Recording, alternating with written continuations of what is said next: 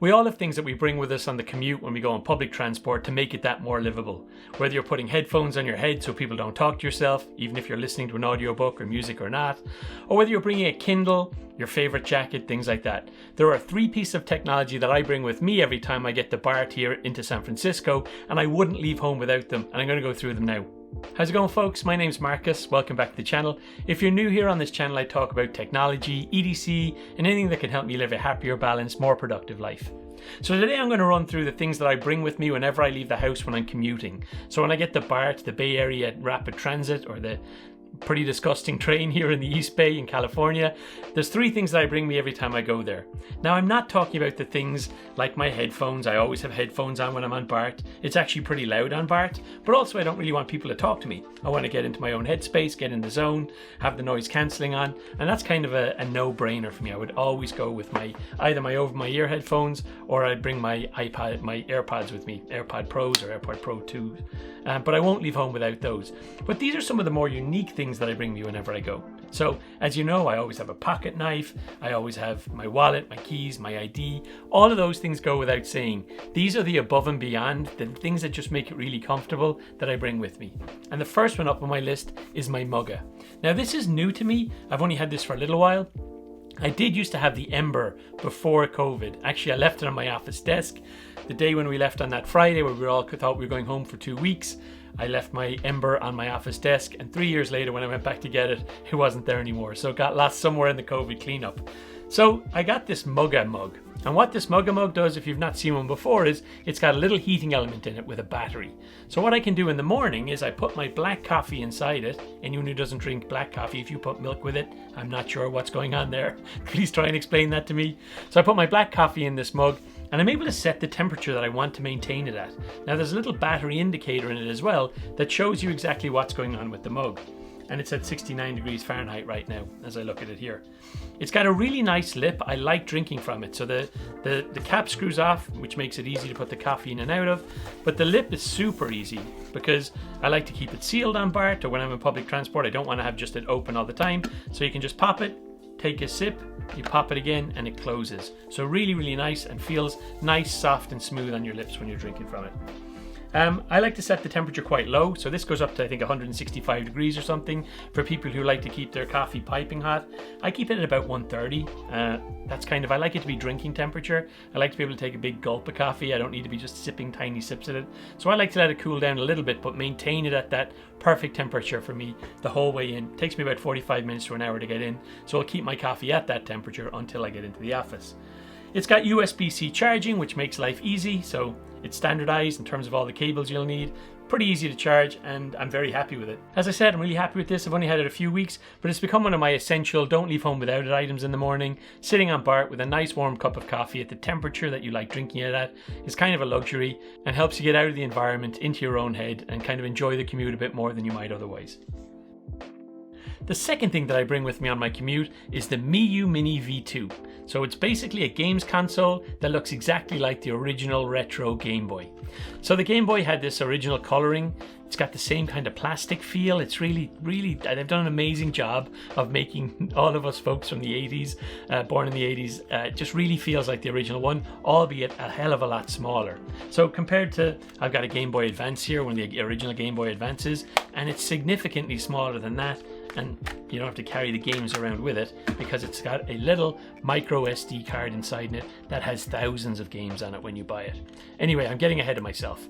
Talking about the case initially, it's got the same plastic, the hardened plastic, as the original Game Boy. It's got the exact same button feel. When you press those buttons, it really does bring back memories of holding the original Game Boy and playing it. It's got the same select and start buttons on it that you would have found on the Game Boy, but it's got some additional things on the back. You'll see that it's got R and R1 and R2 and L1 and L2 and push paddles on the back, and that's because this is an emulator for not only Game Boy, Game Boy Advanced, the Sega Mega Drive, it's got some PlayStation 1 on it, it's got Nintendo and Super Nintendo games on it. It's really got almost anything you can think of on this right out of the box. Now I was able to get this, I had to go to Alibaba to buy it, and people are saying they're about $60, $70. I ended up paying $110 for this, including shipping, because I bought it maybe at the peak of when these are super popular. So anyone who's saying they got it for $60, good job for you. I wasn't able to do that.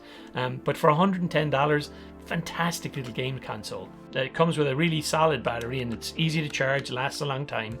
And it's got a really good screen. So this screen, they say, is called an OCA laminated screen, which makes it better than the version 1. This V2 has got a better screen apparently.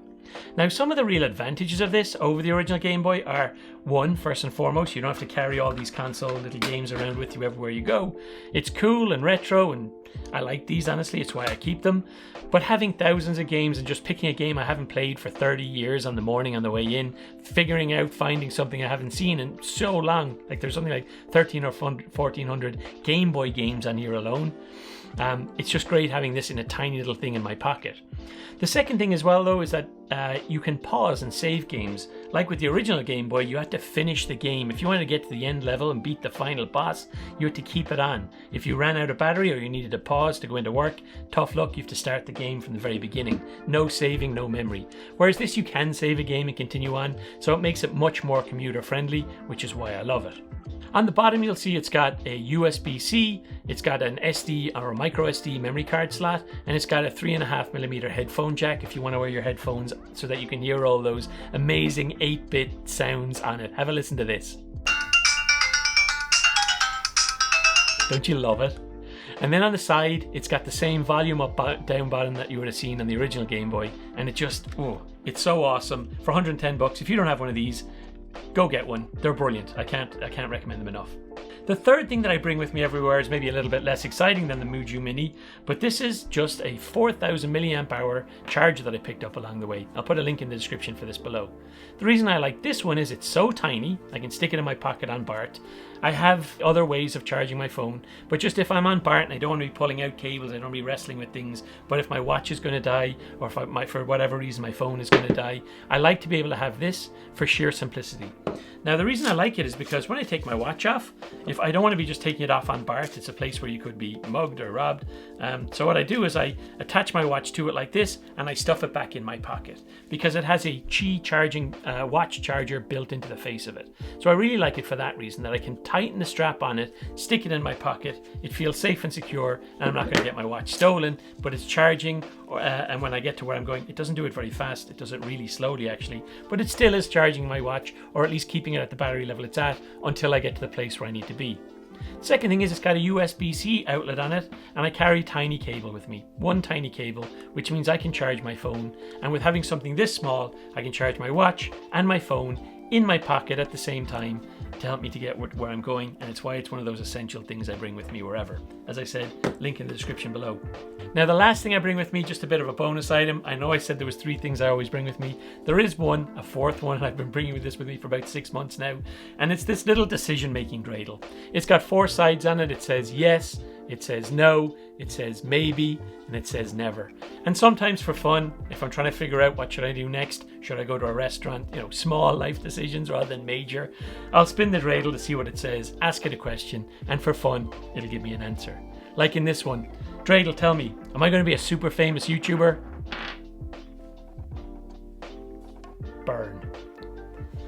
So what are some of the things that you bring with you, your creature comforts when you do public transport, or if you're getting commuting to work in the morning? What are the things you just wouldn't leave home without? And I'm not talking about the basics. Of course I've got the basics with me, but what's that little creature comfort that makes commuting with people in public that little bit easier for you? Comment in the description below and let me know. Hope you enjoyed this video. Good luck.